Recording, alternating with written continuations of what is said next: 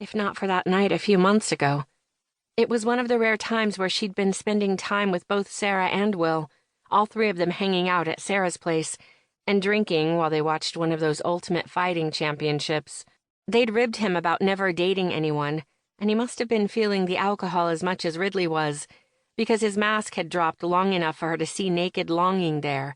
She hadn't been able to get that look out of her head, or the belief that Will might be exactly the right man to settle down with. He just needed the right motivation. Unlike his twin, Garrett, who waltzed off wherever the wind decided to take him. No, she was not thinking about Garrett right now. The memory of him had already ruined more than one blossoming relationship, and she refused to allow it to happen this time. Ridley downed the rest of her drink and pushed to her feet. If she sat down here any longer, she was going to talk herself right out of doing this, and that was inexcusable. She'd been taking the safe option for far too long when it came to love. It was time to take that first step into the future. She skirted the edge of the dance floor and stopped in front of Nolan.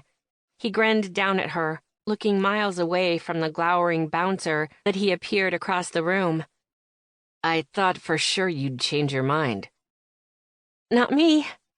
Even if she felt a little bit like she might lose that drink she'd just finished. Relax, Ridley. He clasped her on the shoulder. You don't have to do anything you don't want to do. If it's too much, just go up and watch for a bit. Nolan was the one who she'd given the description of what she wanted.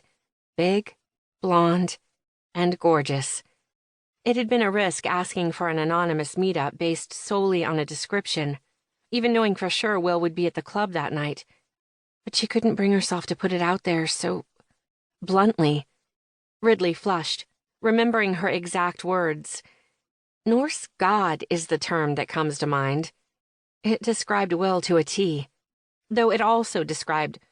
She shut that thought down real fast and offered Nolan a smile. I know. He shook his head.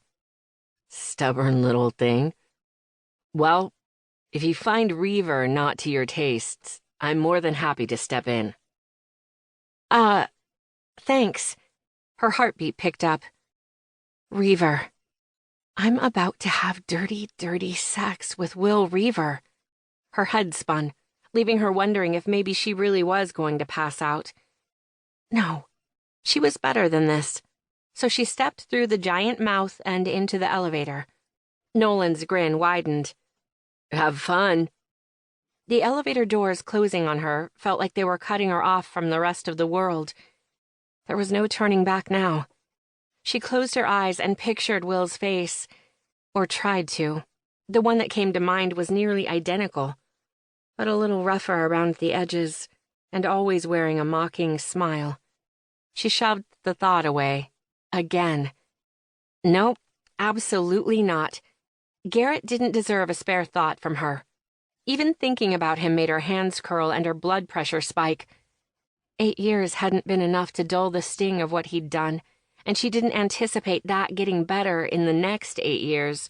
Both he and Will had been 2 years ahead of her and Sarah in school, and she'd been ready and willing to give Garrett everything after he graduated.